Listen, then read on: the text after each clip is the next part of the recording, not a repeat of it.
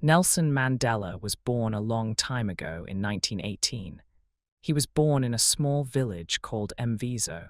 This village is in South Africa, a country at the bottom of Africa.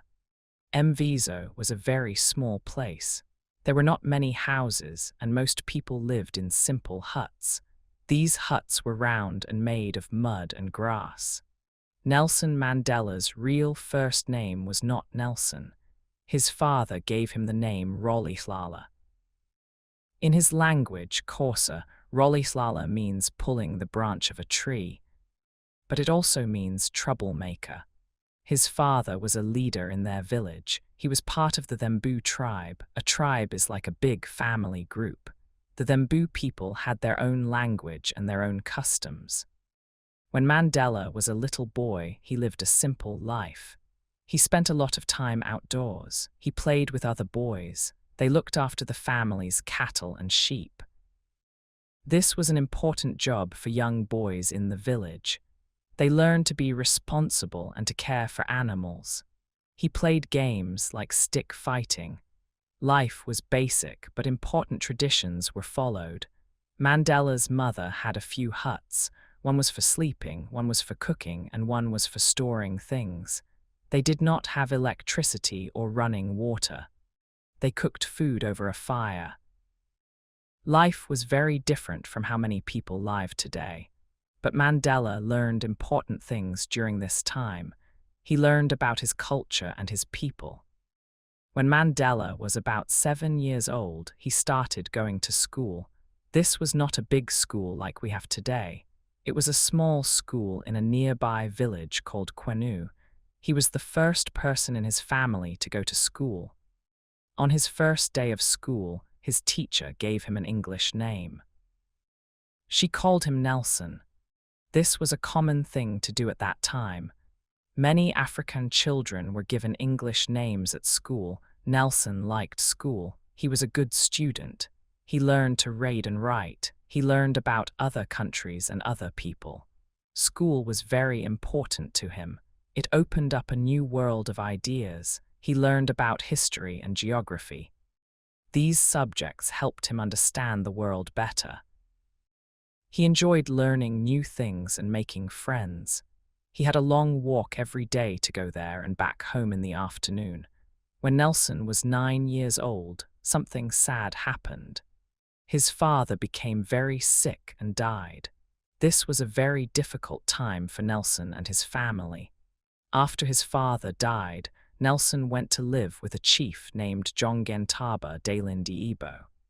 Jongentaba was a relative of his father. He was also the leader of the Thembu people. He lived in a place called Mqhekizweni, the Great Place. Living at the Great Place was different from living in his village. It was a bigger place and there were more people. Jongentaba treated Nelson like his own son. He made sure Nelson had a good education. Nelson went to a better school near the Great Place. He continued to learn and to do well in school.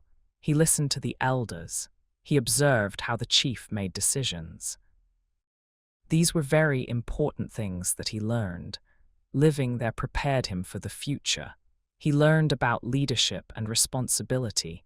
It was an important time in his life, shaping his character and preparing him for the challenges ahead. He learned about fairness. He saw the respect people had. All of this contributed. After leaving university, Nelson Mandela moved to Johannesburg. Johannesburg was a very big city, much bigger than anywhere he had lived before. It was a busy place with many people and many problems. In South Africa at this time, there were very unfair laws. These laws were called apartheid. Apartheid means separateness in the Afrikaans language. Apartheid laws separated people based on the color of their skin. White people had the best jobs, the best schools, and the best places to live. Black people were treated very badly. They could not vote. They could not live in certain areas. They could not go to the same schools as white people. They had to carry special passes. It was a very unjust system. Mandela believed that apartheid was wrong. He wanted all people in South Africa to be treated equally, no matter their skin color. He joined a group called the African National Congress, or ANC. The ANC was an organization that fought against apartheid. They wanted to make South Africa a fair place for everyone. At first, the ANC used peaceful methods. They organized protests and wrote letters. They tried to talk to the government to change the laws. Mandela became a leader in the ANC. He was a good speaker and a clever thinker. He helped to organize many protests. He traveled around the country, talking to people about apartheid. He encouraged people to join the fight for freedom. He worked with other leaders in the ANC, like Walter Sisulu and Oliver Tambo. They became his close friends and partners in the struggle. But the government did not listen to the ANC's peaceful protests. They made even more unfair laws. They arrested people who spoke out against apartheid. They used violence to stop protests. The situation became worse and worse. Because the peaceful methods were not working, the ANC decided to change its strategy. They formed a new group called Umkhonto we Sizwe, which means Spear of the Nation. Mandela was one of the leaders of Umkhonto we Sizwe. This group used violence to fight against the government. They bombed government buildings. They attacked symbols of apartheid. This was a very difficult decision, but they felt they had no other choice.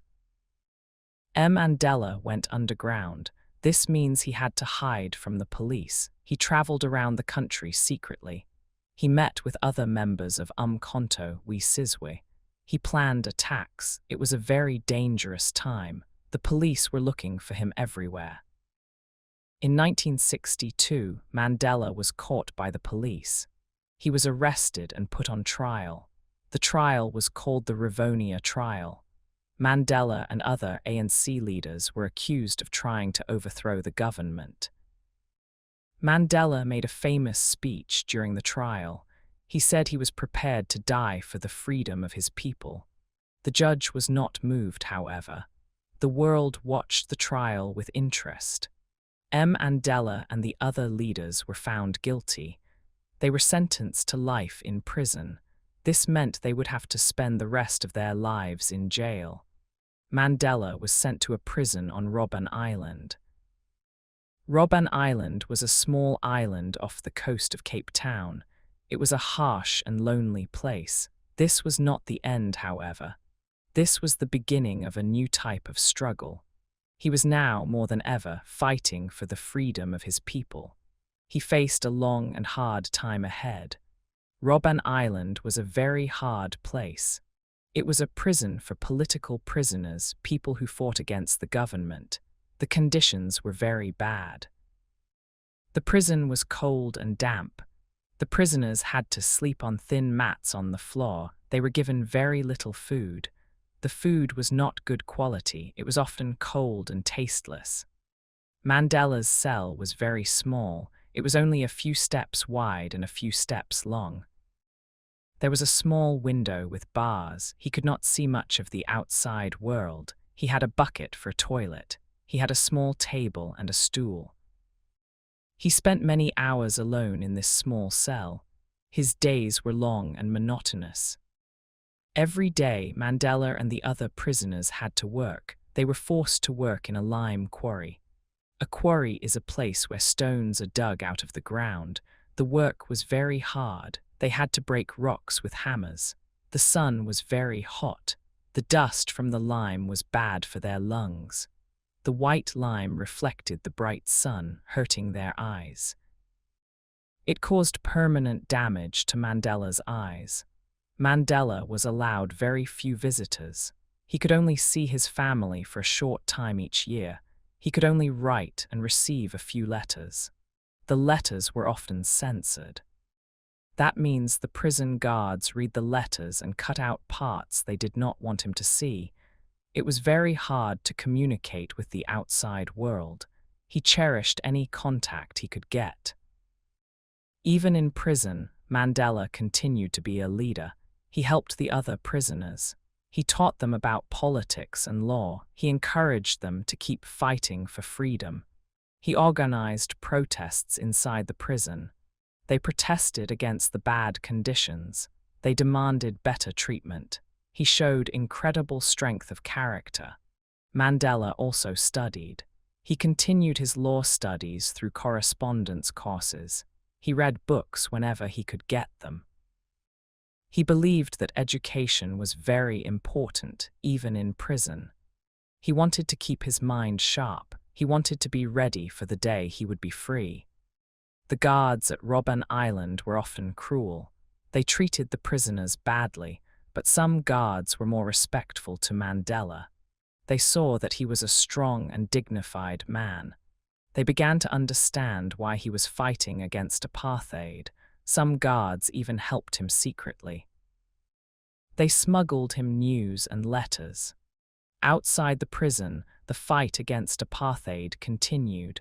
People around the world protested against Mandela's imprisonment. They called for his release. They demanded an end to apartheid. The pressure on the South African government grew stronger and stronger. Many countries imposed sanctions. Sanctions meant they stopped trading with South Africa.